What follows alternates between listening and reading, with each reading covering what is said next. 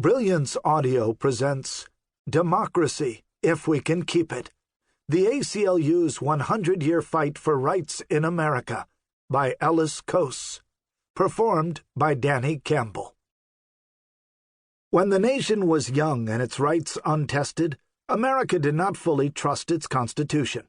So when war with France threatened in 1798, the fledgling republic turned on immigrants and muzzled the press with the Alien and Sedition Acts. Thomas Jefferson, elected in 1800, gambled on free expression. But with World War I, the nation discovered that old tendencies die hard. When Roger Baldwin arrived in New York at the age of 33, he had no idea how much a declaration of war could darken a country's mood. Apparently, I was very naive, but I couldn't believe it would instantly produce such savage attitudes, he recalled. Days after Congress declared war, a scene erupted in a posh midtown hotel over the national anthem. Frederick Boyd, a British national, and his two female companions rejected diners' demands that they stand. Angered patrons surrounded the table and pummeled Boyd. Management turned him over to police, who charged him with disorderly conduct. Boyd told the night court magistrate that no law required him to stand during the playing of the anthem.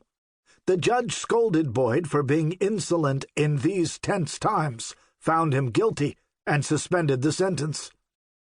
Wartime tensions, Baldwin learned, brought out the ugly side of commerce. Employers, in his view, hid behind the pretext of patriotism to silence and subdue labor, often violently. The closer American troops moved to foreign battlefields, the shorter America's patience with dissent became. Within months of America's entry into the conflict, practically the entire nation was humming and dancing to Over There, George Cohen's summons to young Americans to get your gun and go today to war. Over There was the biggest hit of the year and the #1 song of the war. It became the manifestation of a perdurable American theme, a tribute to the euphoric confidence that the coming of the Yanks was the march of the good guys to effect infamy's overthrow, wrote Cohen's biographer John McCabe.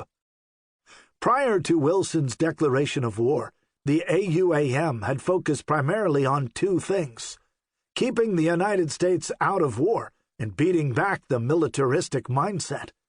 But with America preparing to put troops in the field, the focus shifted to those young men likely to be called to service.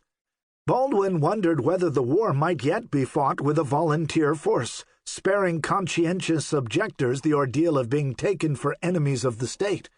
America, after all, had no real tradition of anything remotely resembling universal service. During the Civil War, the Union draft had been extremely porous. A draftee could have someone else serve in his stead, or pay a fee and avoid the obligation. President Wilson personally favored a volunteer army. Historian John Whiteclay Chambers believes that Wilson ultimately adopted the draft because of pressure from Theodore Roosevelt.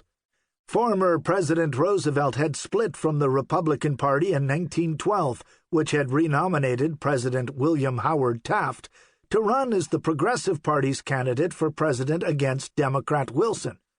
Wilson prevailed over the split Republican Party, but Roosevelt had never embraced his leadership. Indeed, as the war proceeded, Roosevelt's attacks on Wilson grew increasingly heated. He consistently slammed Wilson for avoiding the European war, blamed him for the conflict with Mexico, and suggested the president was a coward. Rejecting the 1916 nomination of the Progressive Party for president, Roosevelt instead endorsed Republican Charles E. Hughes, saying, "It would be a grave detriment to the country to re-elect Mr. Wilson." Roosevelt, who believed in universal training and service, lambasted Wilson for not properly preparing for war.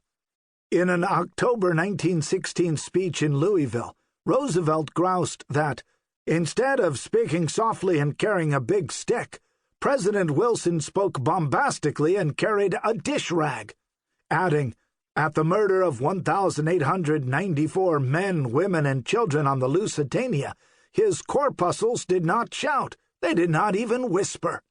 Apparently all they did was to suggest to him that it was a happy occasion for a remark about being too proud to fight.